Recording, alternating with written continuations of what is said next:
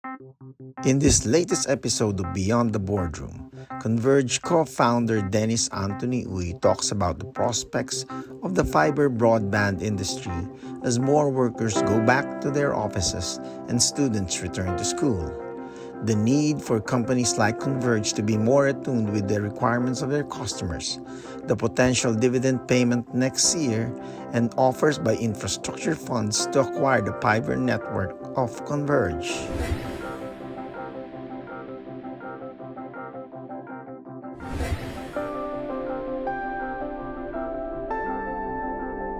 I just give you a background among Asian countries. Vietnam home connected fiber broadband is almost 55% household. Thailand is another one, almost close to 40%. First world country, Korea and Hong Kong, Singapore, they are almost 100%. Yeah, white. Okay, that's because they are first world country, right? In our country, we have 25 million homes. As of today, I tell you, in fiber connected to home, not even 6 million. Okay? So, percentage-wise, so you're not hitting at 20%. So, we mentioned that if you reach almost 20-30%, you should understand our market segments. We should understand our country is not comparable to Singapore, Korea, because the middle class is 90%. Affordability issue is very concerned here. You have segment of middle class and poorest of the poor. And the access to the digital now is not essential anymore. It's a right. So, you can notice, even at your house, if you have kids, losing internet connection, what happened to your kids, right? Because everyone is already connected in the world. Social media network, research, video, everything is already. Filipinos are using internet average 7 to 10 hours a day. We are the highest among the world. 10 hours. Kasi pagising mo, cellphone, hinahanap mo na yung social media. So, imagine, include nowadays, because our ages in Philippines is so young. We are average on 26. And Filipino are tech-savvy. Even 4 years old, 5 years old, they know how to touch all this gadget now because they grew up with digital age. We need to address the affordability issue. Why mobile data? 95% are prepaid. Because affordability issue. So, fiber, what we have in the industry today is, you are only touching one segment of the market. Those who A, B, and C, C1 can afford. How about the D and E and F? This is with that over. This is will have an issue. So we need to create a product they can afford and suitable to them, which is what I'm doing right now. So, we're talking about some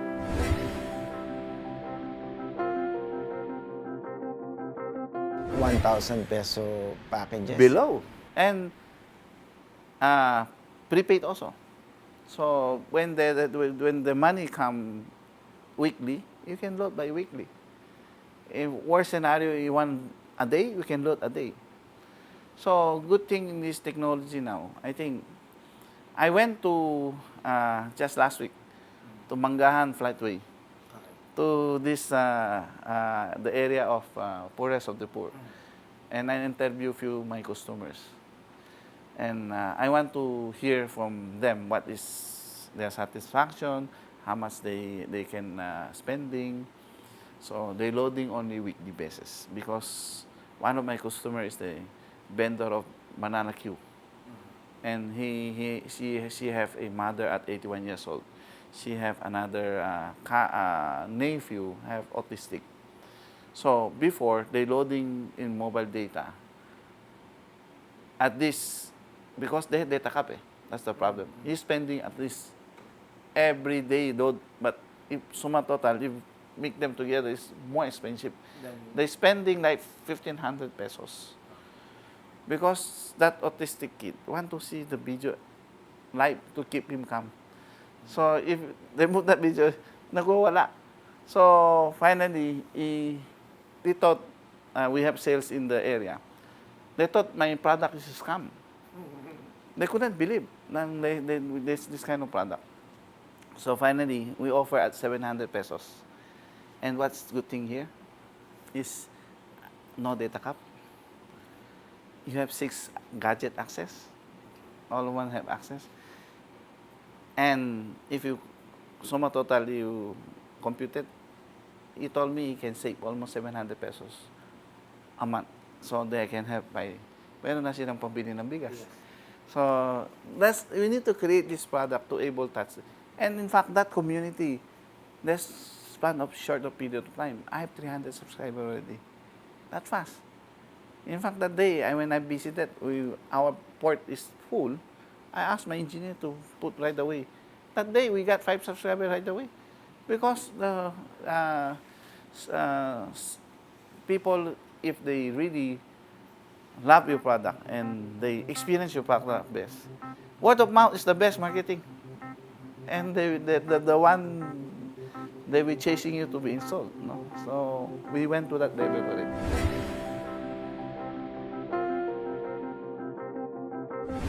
There's also news that you have decided to reduce your capex for this year.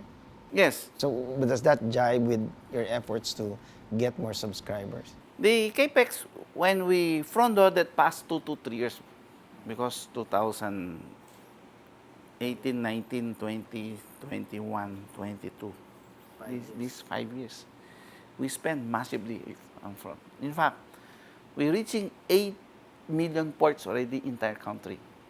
That's times 2, that's 16 million home pass.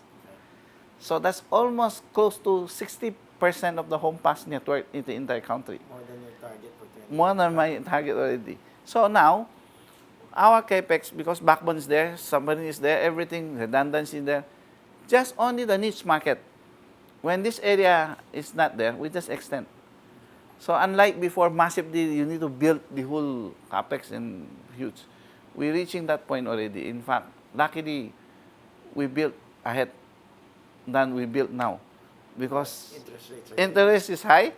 The materials went up also because of the foreign exchange and the shortage of the chipset last year. Really? Yes, because we have issue with the logistic issue in China because of the trade war. The shipping took you now, it's unlike before. You can ship the materials very quick. But now, backlog is like 6-7 months. Supply chain is another issue.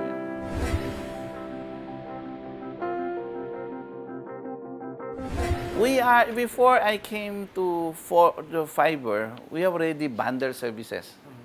Now, because we want to transform the cable to the internet protocol technology.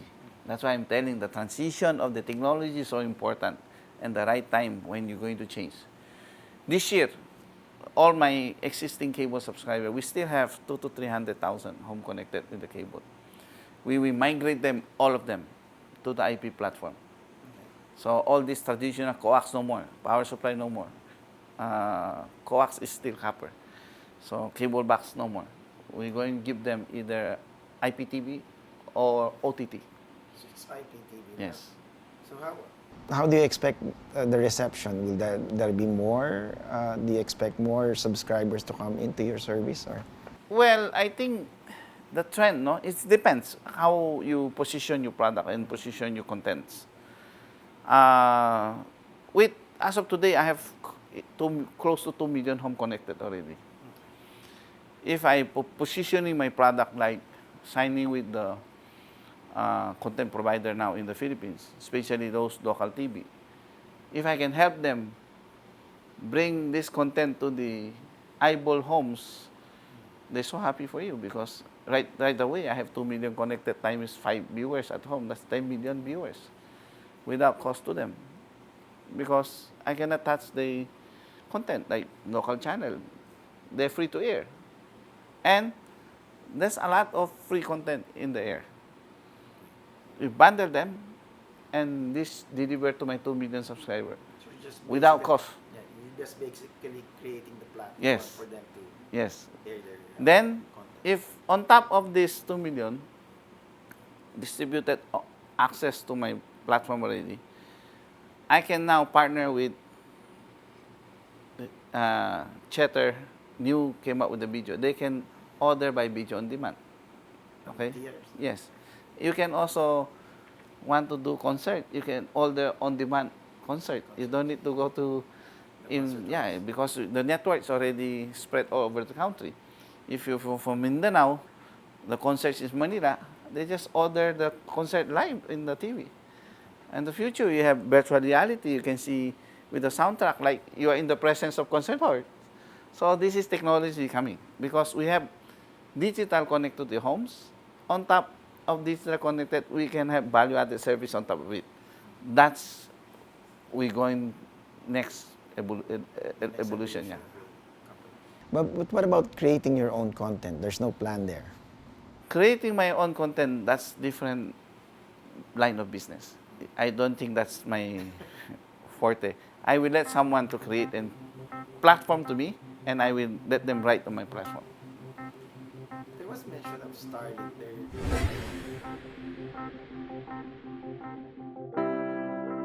You know, the country entire business right now, SME, enterprise, even government, compared to the first world country, the digital transformation, we really behind.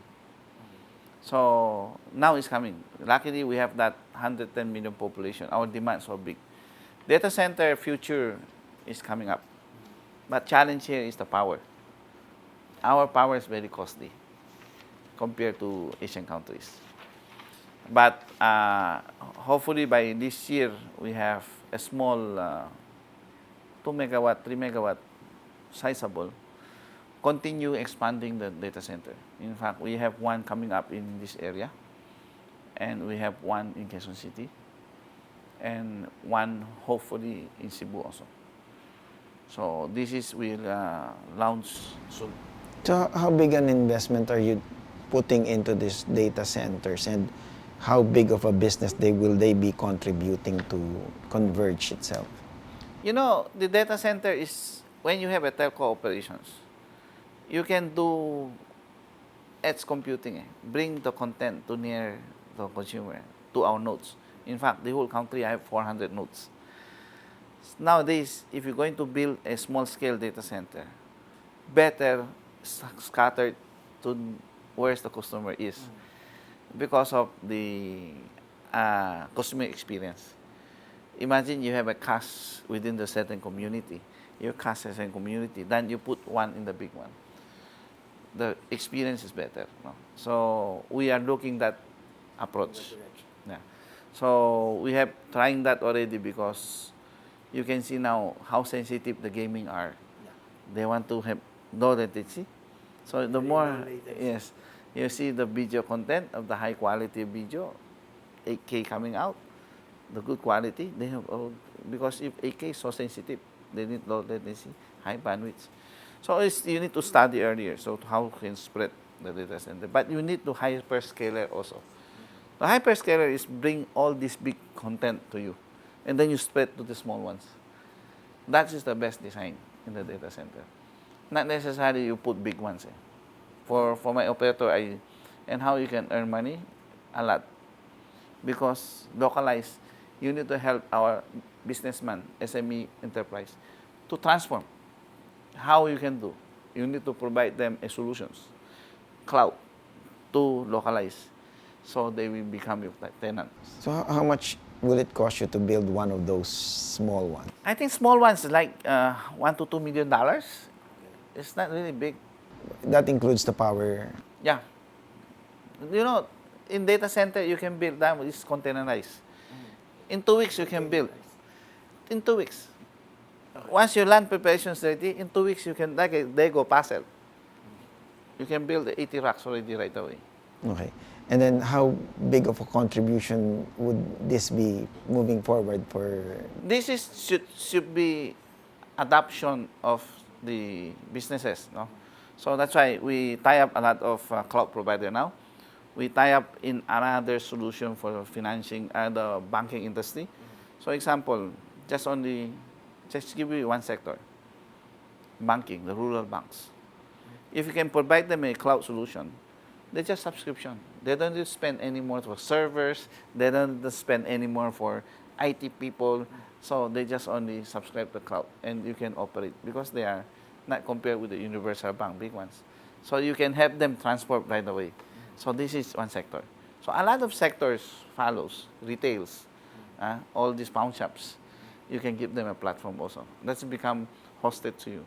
They don't need to invest in any more infrastructure. They just only do subscription. This is the direction the first world country is happening. And I think this is we adapt. Sari-sari stores. You can do, how many sari-sari stores we have? We have close to 1 million sari-sari stores.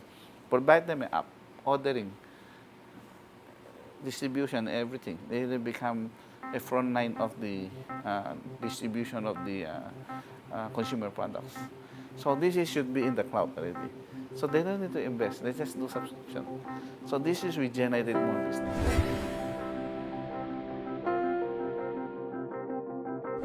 No, Singapore is we invested 2 cables, right? So one Inter-Asia, one is Bifrost from Singapore to US. So the reason why I put this in Singapore because our cable capacity is very big. In Philippines alone, it's only for my consumer and my enterprise.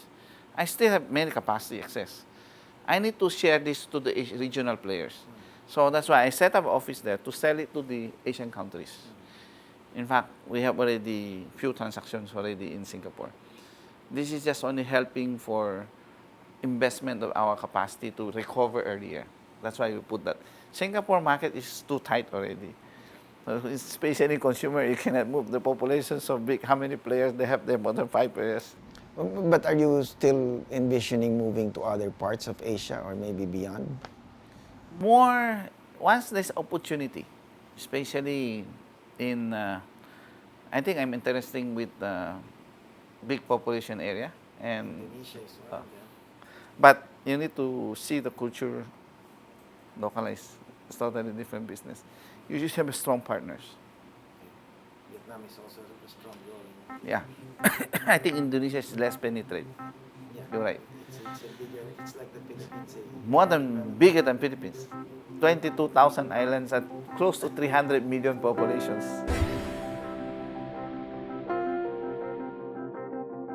I think we will nearly easily to 70-80%. 78% 70 of to homes passed. 80% home pass. And maximization of the port should be higher. Because now it's only our utilization is not only 30%. 30% of Yeah. the 8 million cables? Yes. Okay. So 8 imagine. million ports, sorry. Yeah. So 8 million ports is just 30%. Yeah. If you maximize that, how many people, how many households will be connected to? Depends of the segmentize. The get higher better for the company, right? But I identify, that's why we need to create a product people can accept. Right? So I think easily coming years 50% or Of utilization of the ports. But that every year still be installing new ports, right? yes, the area we don't have, we need to extend. But the backbone already there and distribution. At 70% home passed, how many ports are you talking about? 70% home pass is 25. That should be ports around 12. 12 million ports. 11 million. 10 million, yeah. 10 to 11 million ports. Okay. Do you need to raise capital? The company financial flow is very strong. So you don't need to get another guy like Warburg? No, I don't think. There's a lot of infrastructure company want to, and in fact, there's a lot of company interested with us. So I still keeping why I need to do another capital raise if company can handle it. So we're looking some on the future development. Maybe we can get some strategic partner together. Strategic partners. But for specific projects, not Yes. not investing No. in Converge. So you're keeping. So what's the goal? Keep how many percent of? Actually, the current the franchise is required us to have a free float for 30%, right? So it's already comply. Just Yeah, I holding close to me and my wife close to 68%.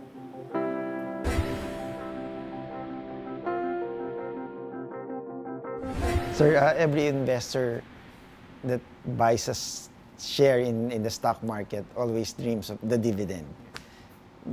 Will there? I know that there's no dividend policy yet, but are you crafting one? And when should investors expect to get the first dividend? I think this is already discussed in the board already. No? So this year we just finished all this necessary capex. No? I think by we are looking by possible next year.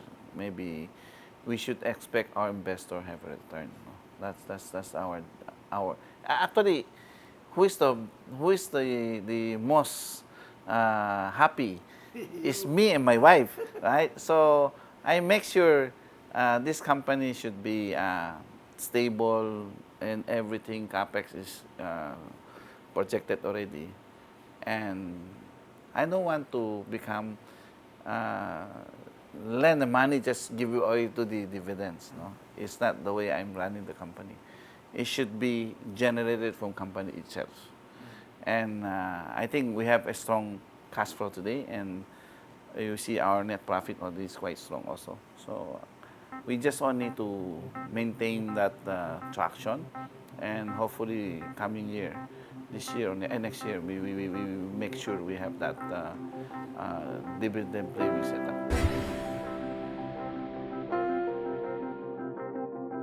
In European countries, they have few companies do that. They have that already. The first exercise that is a KKR.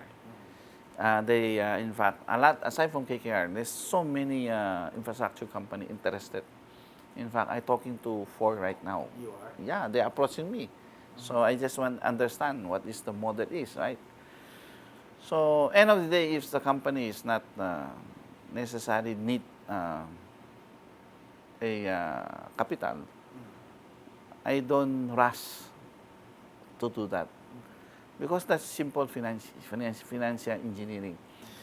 If you took looking at opportunity side, you know, that makes sense also because the infrastructure is built the entire country. You want to share to others, and you can cap out the infrastructure out, and your business is still there. No? But you open the competitions, fine. But end of the day, the infrastructure recovery, if you have 2 more operator right on your infrastructure, imagine how fast they turn the capex, right? You spent how much in your assets? I In your think infrastructure? our more than $2 billion US already in our capex. And that will just basically just change the income statement on your part, but it will still be like you still own the asset in terms of. Using it. Usually, the infrastructure fund, they will buy it and you release back to them. You get the return of the amount of the percentage. Then when they lease to someone, you can get some upside also there. So that's the business model of sales and lease back. No? So that's the model in UK in some Spanish company. But when you lease back, could you still build your own additional network? Yes, because the franchise belongs to you. It's not belongs to the infrastructure company. As long as you need to expand the area you don't have, I think that should be you can build. But those who built already, why are you going to build? It is available already. You don't need to do capex more, and you share the capex to others. But there are people who approach you. Obviously, you're a company that has this great model of a business. There are other companies. We know that Warburg has already cashed out. Yes. But are there other companies approaching you to partner with you? I don't think I need a private equity company anymore because we already reached this point. and maybe the different business model, like infrastructure maybe, right? But equity is not the right business for us anymore. It's more of strategic partnership. Partnership, yeah. So what kind of businesses would require you to and would force you, maybe oblige you to get a strategic partner? Actually, there's a lot of infrastructure fine. No? I just give you a sample. iSquare. iSquare bought Hutchison in Hong Kong. They are bidding for Hong Kong broadband also. They bought huge data center in Asia Pacific.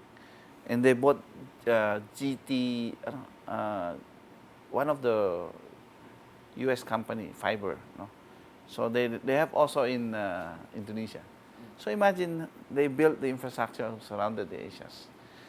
So if that direction is, and they will connected the whole Asia countries to one platform, that is another avenue we can looking at, right? So opportunities comes because you join force to the big ones, and you have already existing infrastructure, and that the business model, maybe we can do that also, and because you have upside. Thank you for watching this episode of Beyond the Boardroom. Next week, we stream the final installment of our interview with Dennis Anthony Uy, where we find out more about him as a person and as a family man. Please like, subscribe, and click the notification button for more stories from context.ph.